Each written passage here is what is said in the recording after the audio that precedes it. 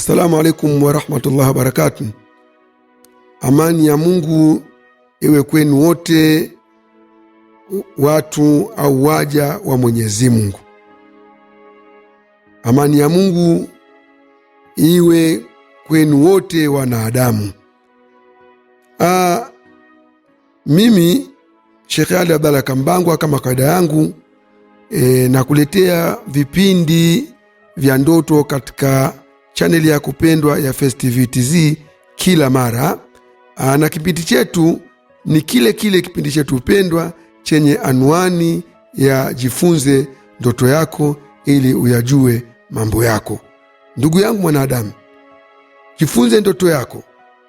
Jifunze kutafsiri ndoto ya mke wako, mume wako na watoto wako ili uweze kujua mambo ya maisha yako, kwani ndoto ndio inakuletea wewe kujua mambo gani yanakuja katika maisha yako. Mafanikio na vikwazo vyote unaweza ukavipata kupitia ndoto yako. Kwa hiyo leo niko mbele yako ndugu yangu mtazamaji na msikilizaji wa First TV TZ kukuletea ndoto ya kuzikwa. Yaani wewe umelala usingizini ukaota ndoto unazikwa. Tunajua kuzikwa ni nini. Kuzikwa, tunamzika ni maiti, yule ambaye mtu aliyekwisha kufa, tunachukua tunamchimbia shimo ambalo linaitwa kaburi, alafu tunamtia katika shimo lile. Ina maana tunamzika yule mtu. Lakini kitendo hiki ukikiota usingizini wewe kinakuwa na maana tofauti. Kwa hiyo kwa leo napenda tujifunze ndoto hii kama utalala ambao ukaota kwamba unazikwa katika usingizi wako. Kwa hiyo ndoto ya kuzikwa ina maana tofauti kulingana na muktadha wa ndoto na hali ya mtu anayeota. Kwa ujumla, tafsiri ya Kiislamu na kitamaduni zinajumuisha maana ya ndoto ya kuzikwa. Kwa ndoto ya kuzikwa, kuzikwa ndotoni mara nyingi kunawakilisha kuisha au kumalizika kwa sehemu ya maisha yako. Inaweza kumaanisha pia unahisi kuwa na mzigo kama vile mawazo au vikwazo vinavyokudhibiti.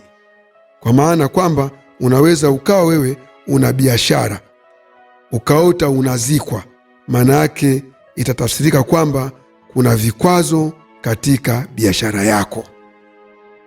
Au wewe ni mfanyakazi una cheo serikalini ukaota kwamba unazikwa, maana yake kama ulikuwa una cheo, maana yake ni kuporomoka kwa cheo chako, utanyang'anywa cheo hicho. Kwa hiyo kuna mambo ambayo yatakutoka wewe, ndiyo maana unaota kwamba unazikwa. Lakini mbili, pia inaweza kuonyesha hofu ya kupoteza kitu muhimu. Ndio kama vinavyosema kwamba unaweza ukawa una cheo, unaweza ukawa una mtaji, unafanya biashara, unaweza ukawa umeahidiwa kitu fulani, lakini ukaota unazikwa, maana yake wewe utapoteza kitu fulani. Na wakati mwingine unaweza ukapoteza hata mahusiano na mtu, mahusiano ya kindoa au mahusiano mengine yote ya kirafiki, kama utaota unazikwa, kwa sababu maiti akishazikwa anakuwa hana rafiki tena hapa duniani. Au pia inaweza ikaonyesha au kuashiria ndoto ya kuzikwa kwamba hofu ya kimaisha katika kitu ambacho ulikuwa unategemea kabisa kukipata kwenye maisha yako, mfano kazi, mahusiano au nafasi ya kijamii. Kwa hiyo ukiona unazikwa, maana yake utakuwa wewe nafasi uwezi kuipata. Ndoto hii inakuelekeza kwamba uwezi kupata nafasi ambayo ulikuwa unatarajia. Lakini pia katika tafsiri ya Kiislamu, kuzikwa ndotoni si ishara ya kifo hakika. Katika tafsiri ya Kiislamu, kuzikwa, ukiota unazikwa, si ishara ya kifo kwa hakika. Maana yake imekuja kwa majazi, imekuja kinyume. Mara nyingi ni alama ya mabadiliko makubwa au ya mambo mapya yanayokuja katika maisha yako. Inaweza pia kumaanisha unazaliwa upya kimaisha au kiroho, au kuondoa matatizo na kuanza mambo yako upya kabisa. Kwa hiyo katika tafsiri ya Kiislamu, kuzikwa si ishara, kuzikwa katika ndoto si ishara ya kifo kwa hakika. Hapana, inakuja kinyume chake kama hivyo nilivyokuambia. Lakini tafsiri ya pili ya Kiislamu pia inaweza kuwa kielelezo cha hatari ya kujificha, kuogopa au kushindwa kushughulikia hali fulani inayokukuta katika maisha yako. Ndiyo maana unaota kwamba unazikwa. Lakini tafsiri ya tatu ya Kiislamu inatafsiri kwamba hisia za ndoto. Kama unajihisi kukandamizwa, unazikwa kiwa unajihisi kukandamizwa, kutokuwa na uhuru au hofu wakati wa ndoto, hii mara nyingi ni ishara ya mawazo hayo maishani. Unakuwa una mawazo hayo.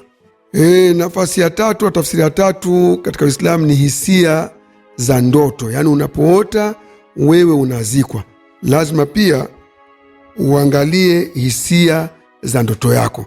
Kama unajihisi kukandamizwa au kutokuwa na uhuru katika kule umezikwa, kwa kuwa umeminywa kabisa,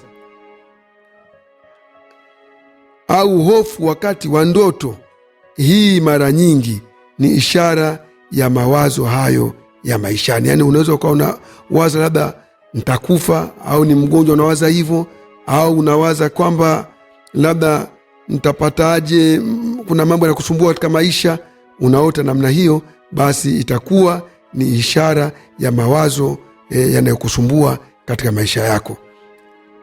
Lakini jambo lingine pia, kuzikwa na kuhisi hofu sana kunaweza kuashiria hofu ya kushindwa au kuhuzunika katika mambo yako unayafuatia katika maisha yako.